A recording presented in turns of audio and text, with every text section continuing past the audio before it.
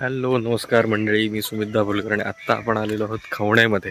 कायाकिंगची सफर तुम्हाला इकडे घडवून देतात, तर ते आज आपण त्यांच्याकडे आलो आहे. मी एकंदरीत या व्हिडिओमध्ये सर्व कशा प्रकारे आपण कायाकिंगची सफर करतोय आणि ही टूर कशी असते, कोणत्या काळजी घेतली जातात, कशी आहे त्यांची सर्व्हिस कायाकिंगच्या बाबतीत, तर याबद्दल सगळी माहिती या व्हिडिओमध्ये मी देणार आहे. व्हिडिओमध्ये शेवटपर्यंत राहा. व्हिडिओ आवडल्यास लाईक करा, शेअर करा आणि चॅनलला सबस्क्राईब करा.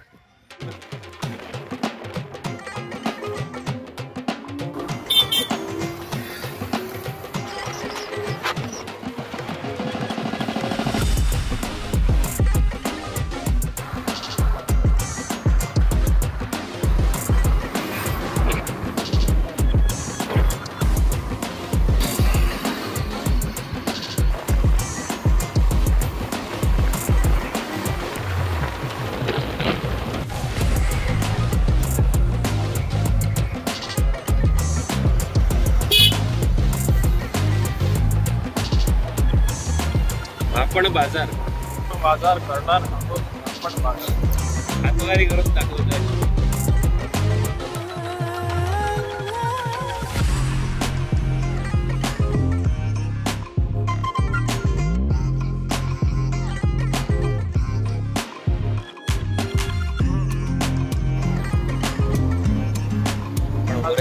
घालू काढ.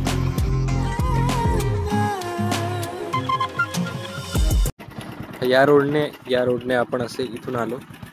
आपल्याला इकडे वर जायचं आहे, या साईडला लेफ्ट घ्यायचं आहे. या रोडने आत्ता आपण आलो आणि आत्ता आपण जाणार आहोत इकडे आतमध्ये. खवण्यासाठी टर्न घेतला वरचा आणि हा चढावा लागल्यानंतर इथे आल्यानंतर हा तुम्हाला राईट घ्यायचा आहे.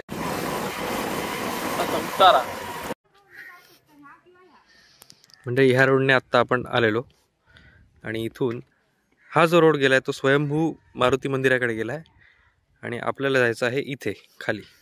हा जो रोड दिसतोय तिकडे, आणि इथे झालं की तुम्हाला हे गोपाळ कायक्सचा बोर्ड तुम्हाला बघायला मिळेल.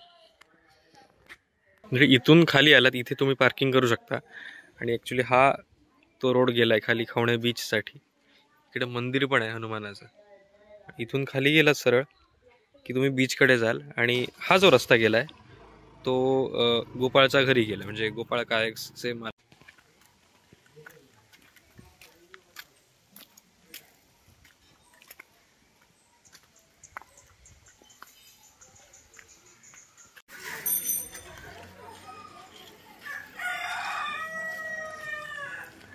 हा जो वेळ आहे ना तो खूप चांगला आहे. म्हणजे सकाळी साधारण 9 ते 12च्या आतमध्ये, कारण वातावरण थंड असतं आणि त्याच्यानंतर 12च्या पुढे आणखीन जर ते लांबवलं ना तर ऊन खूप लागतं. सो जर लवकर स्टार्ट केलेलंच बरं आहे. अशा हिशोबाने आम्ही लवकर आलोय. 8:30 वाजता आम्ही इथे पोहोचलो.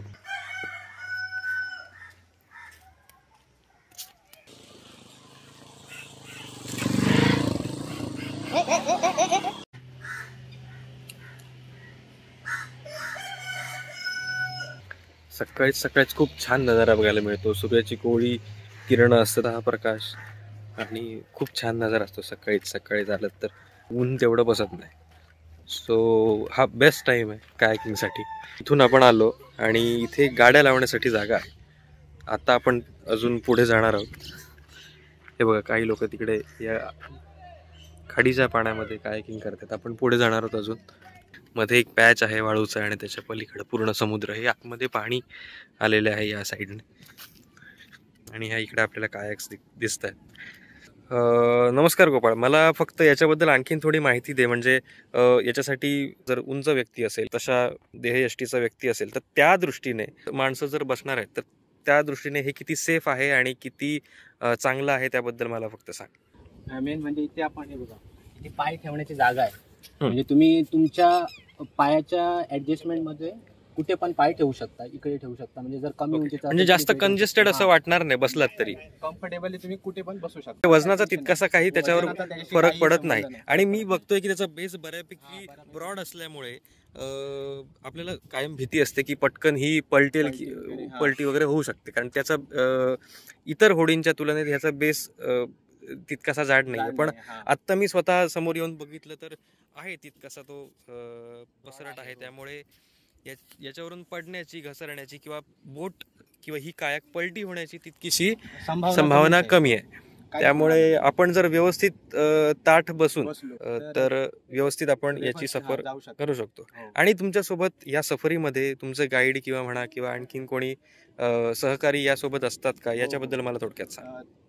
तुम्हाला जर गाईड हवा असेल तर गाईड नक्कीच असतो. जरी म्हणजे तुम्हाला नाही पाहिजे तरी पण तुमच्या मागे आम्ही तुम्हाला सांगणार, काहीतरी येणार असं आहे. ओके, म्हणजे आपल्यासोबत कोण ना कोणतरी असतं. ओके, बेसिकली तुमचा जो गाईड असतो किंवा तुमचे जे सहकारी असतात ते दुसऱ्या कायाकमधून येतात आणि जे कोणी जोडपं म्हणा किंवा जे कोणी 2 व्यक्ती असतील त्या एका कायाकमध्ये 2 पॅसेंजर येथे बसू शकतात आणि ते या सफरीचा आनंद घेऊ शकतात.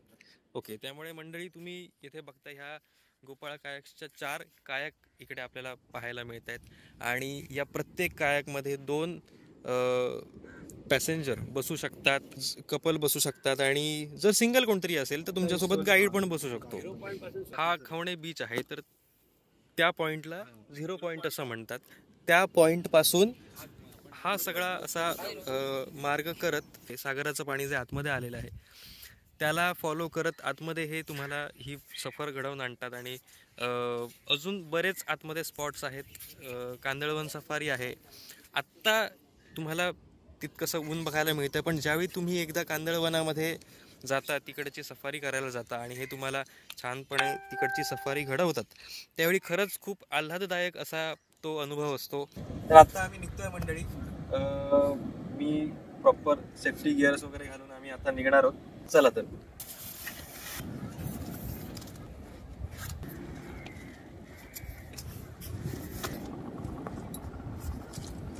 हे आहे पॅडल.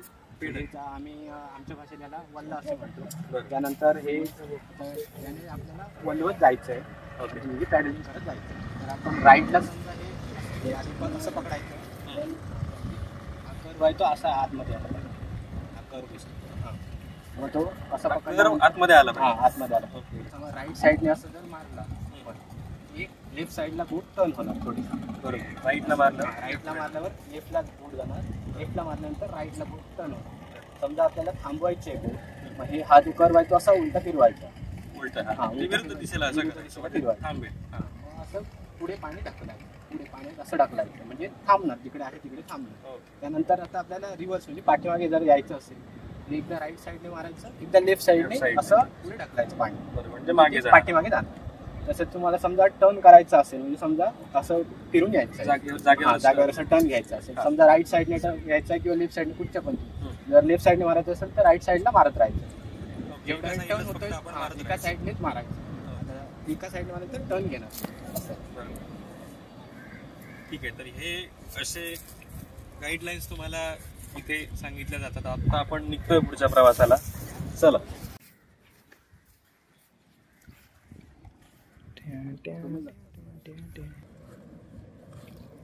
गणपती बाप्पा मोरया. फलाट क्रमांक 1 वर लागलेली कायाक 0 पॉइंट वरून कांदळवनला जाणारी थोड्याच वेळात सुटणार आहे. आपले सीट बेल्ट, हाँ, पेटी बांधलो, कुर्सी की पेटी आणि लाईफ जॅकेट कायता बांधलो और निकलो. जास्त ऊन होणे के पहिले माझे आणखीन काही गॅजेट्स घेऊन आलेलो. त्याच्यातलं प्रामुख्याने माझा मोबाईल आणि गोप्रो. तर ते ठेवण्यासाठी इथे हे बघा, हा असा कंटेनर आहे, त्यामध्ये तुम्ही हे असं लॉक करून ठेवू शकता.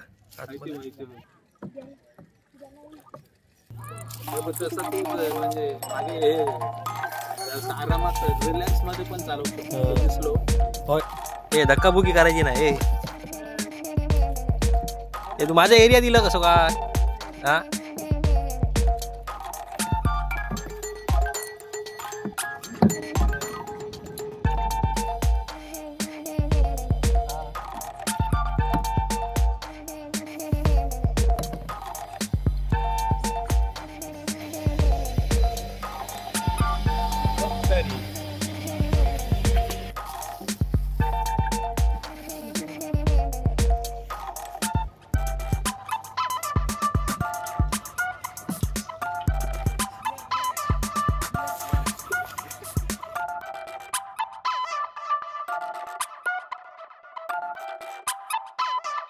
मला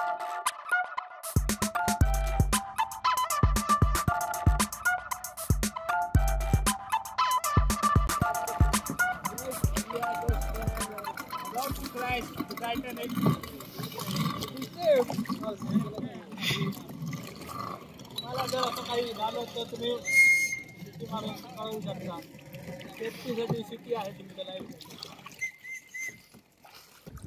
हा मिक्स हा झालेल्या पाण्यावरती असं म्हणून ते बनलेलं आहे खांडवळ.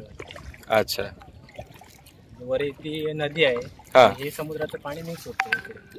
अच्छा त्यामुळे मग ते असं मिक्स होऊन झालेलं पाण्यावरती राहिलेलं पाणी त्याच्यात हे उत्पन्न झालेलं आहे. Okay okay. बरेच वर्ष झाली. आता थोडी मळपट येतात त्यामुळे जरा बरं वाटतं ना. हो.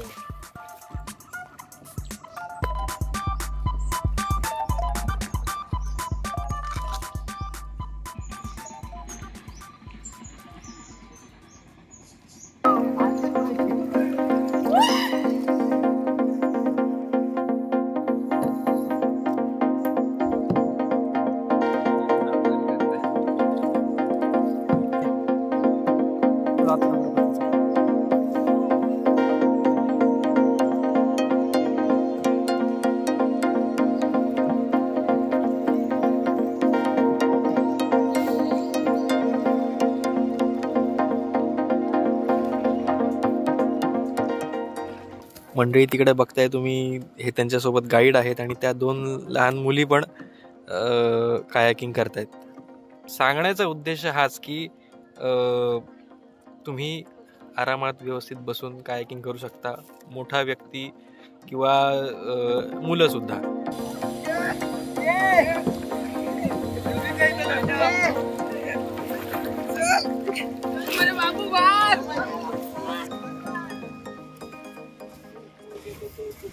तर मंडळी आता आपली कायाक सफर पूर्ण झालेली आहे आणि भोपाळने एकदम व्यवस्थित आणि छान अशी आपल्याला सफर घडवली कांदळवनाची. मला फक्त सांग की खवण्यामध्येच किंवा या एरियामध्ये आणखी काय बघण्यासारखं, म्हणजे जर कोणी फॅमिली सोबत आलं किंवा पूर्ण स्टेसाठी जर या ठिकाणी आलं तर त्यांना काय काय बघायला मिळेल? सगळ्यात पहिल्यांदा म्हणजे आमच्याकडे महत्त्वाचा धंदा म्हणजे मासेमारी आहे. तर आता हे छोटे छोटे बोटे आहेत. ही बोटी सकाळी 4 वाजेपर्यंत जातात. सकाळीच 8 वाजेपर्यंत 8च्या दरम्यान इकडे येणार. मग ते येताना तो थ्रिल बघायला मिळणार. त्यानंतर म्हणजे जसं लाटातून येत आहे मग तो थ्रिल अनुभवायला मिळेल.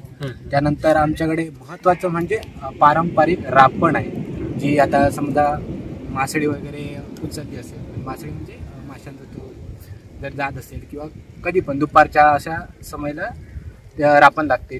ते रापण म्हणजे काय तो अनुभवायला तुम्हाला भेटेल. नवीन यांना रापण म्हणजे काय ते माहिती नाही. मुलांना रापण काय माहित नाही, कसे मासे काढतात, कसे मासे काढतात हा ते माहिती. तो अनुभव आपल्याला अनुभवायला मिळेल.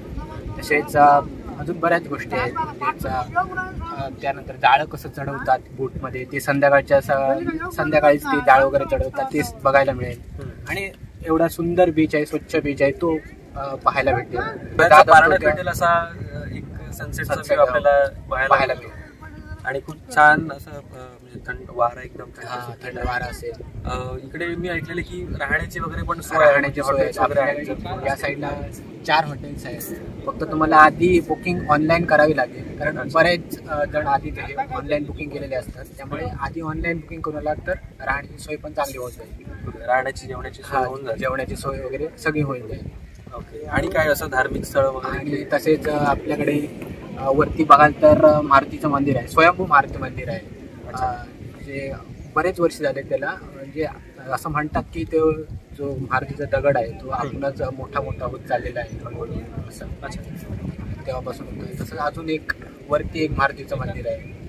असे 2. आणि तसेच येताना तुम्हाला उत्तर आहे त्याच्या अगोदरच जो नामदेव महाराजांचं मठ देखील आहे.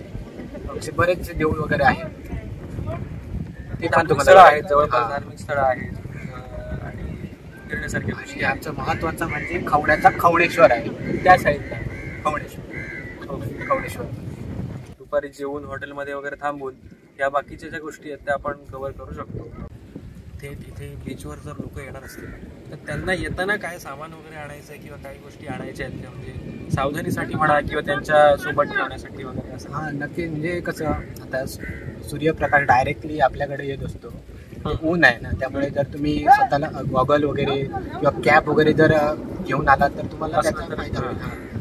पाणी बॉटल, म्हणजे पाणी इकडे आहे पण स्वतःची पाणी बॉटल जर असेल तर ते पण चांगलं आहे. बरोबर. आणि त्यात करून ती प्लास्टिकची आणू नका, आणली तर स्वतःची घरून बॉटल घरी घेऊन घरून आणली ती बॉटल घेऊन या, म्हणजे कसं तेवढाच निसर्गाला पण फायदा होईल, बरोबर. कचरा होणार नाही. जर प्लास्टिकची आणला तर कुठे ही खूप फेका. महत्वाची गोष्ट आहे, कारण जर खूप बाहेरून हा. पर्यटक येतात आणि बरेच पर्यटक येत असतात आणि कचरा होतो, तर त्यावर थोडा आळा घालण्यासाठी, त्या गोष्टींना कुठेतरी थांबवण्यासाठी तुम्ही स्वतःची बॉटल चांगली एक घेऊन या आणि तुमच्यासोबत आणा, पाणी प्या आणि ती घेऊन जा.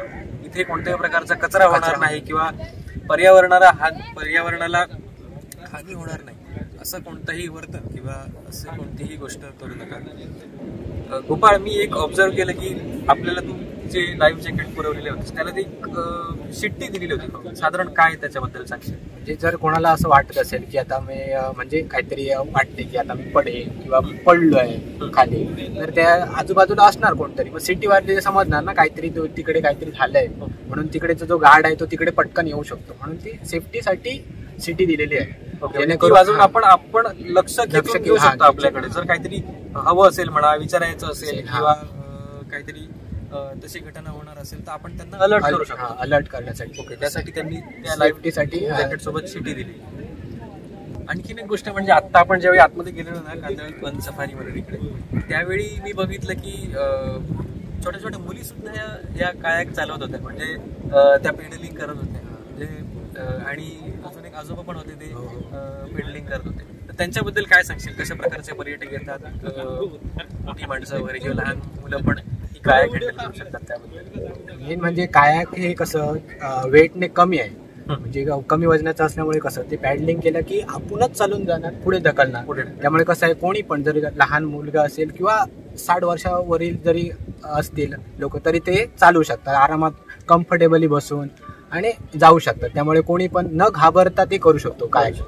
त्यामुळे आणि पाण्याचा प्रवाह तसा आहे, त्यामुळे कायाक तुमची पुढे सरकते आणि तितकासा तुम्हाला त्रास होत नाही. तुम्ही व्यवस्थित ते पेडलिंग वगैरे करू शकता.